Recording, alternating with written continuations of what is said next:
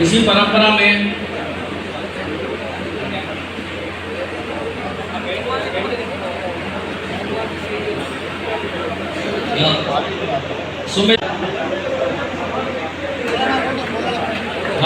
हमारे माननीय विधायकगण उपस्थित हैं। आपसे आग्रह है कि भाई साहब को शॉल पहनाकर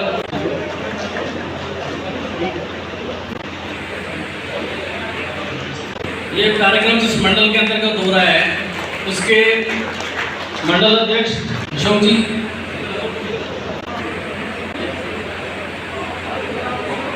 और इस कार्यक्रम के संयोजक के नाते मैं अनिल शुक्ला और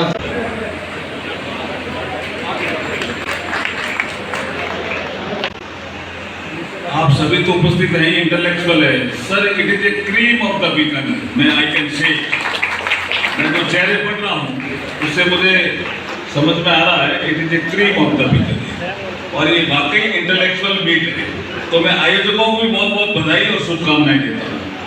हमारे मंच पर उपस्थित why Bharat matters, it's a very important book, और इस किताब का जिक्र प्रधानमंत्री जी ने एक बार कैबिनेट की बैठक में किया था, जब ये उपस्थित रहे थे उस दिन कई बार।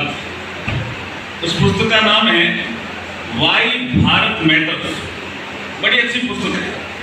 यह पुस्तक सभी को पढ़नी चाहिए जिन्होंने विकसित भारत की रूपरेखा और बढ़ते भारत का चित्रण इस पुस्तक में है। इसमें उन्होंने बताया कि कैसे भारत ग्लोबल साउथ के विकास का नेतृत्व कर रहा है। ये new concept in Indian affairs, ये फॉरेन अफेयर्स, कि कैसे भारत ग्लोबल साउथ के विकास का नेतृत्व कर रहा है। और विश्व मित्र, यहाँ भारत को विश्व मित्र कहा इन्होंने, विश्व मित्र के रूप में उभर रहा है। ये हमारी मेरे ख्याल में बहुत बड़ी चुनौती है। ताली बजा रहे तो विश्व मित्र के लिए, तो जोरदार बताओ ऐसे मित्र के लिए। सवाल कुछ पूछे होंगे, तो ये हमारे शहर की विशेषता है।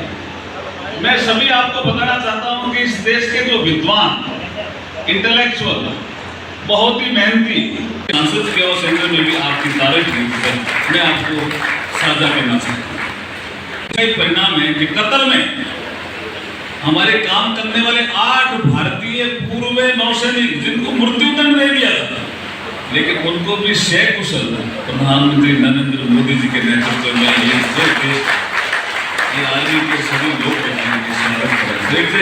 It is not a small events, ये हमारे जो, और आप काफी समय आप कतर में रहे उस समय जब इस काम को कर रहे थे।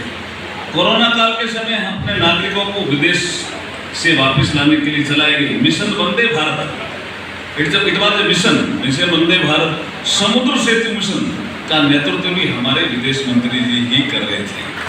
करना चाहूँगा कि कार्यक्रम राजनीतिक हो या ना हो, पर कम से कम इस पवित्र धरती में एक बार और आने का अगर सौभाग्य मिला है तो मेरे लिए बहुत खुशी का विषय है, हर्ष का विषय।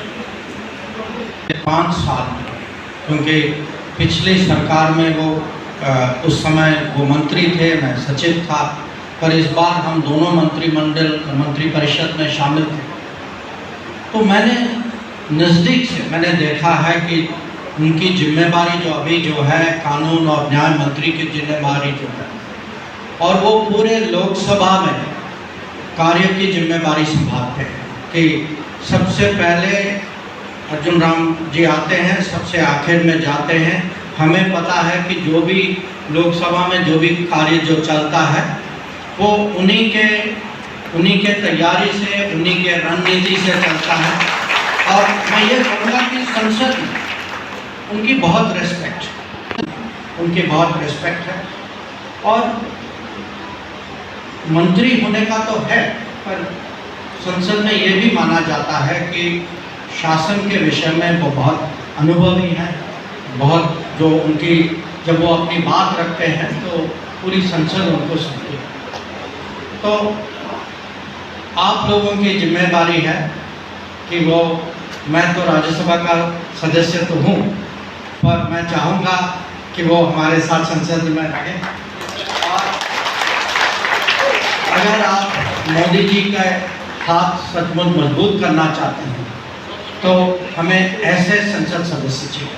अर्जुन राम यहाँ के निवासी हैं, अपना प्लस पॉइंट तो सभी जानते हैं, पर मैं आपको दिल्ली से भी देखता हूँ, कभी कभी किसी और देश, कहीं कुछ एयरपोर्ट में प्लेन बदलते रहते हैं, कहीं किसी और से सुनते हैं।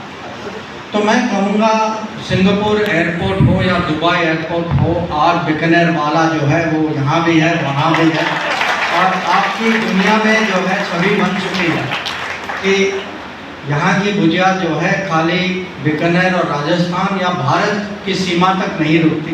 आप सचमुच एक ग्लोबल प्रोड्यूसर बन चुके हैं। हमारा ये लक्ष्य है कि भारत में टूरिज़्म बढ़े, और टूरिज़्म का भी महत्व है। बीकानेर में आपका कैमल फेस्टिवल बहुत मशहूर है। हाल ही में मेरा एक भांजा आया था, यहीं आया था, और वो अपने दोस्तों के साथ आया था, बाहर रहता है।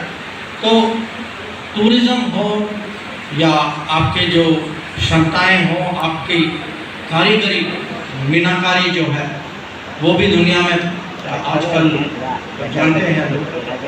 पर मैं आपको एक बीकानेर के बारे में एक चीज़ कहूँगा, हो सकता है कि आप जाने, या हो सकता है कि कुछ लोगों को ये कहीं नई सूचना होगी।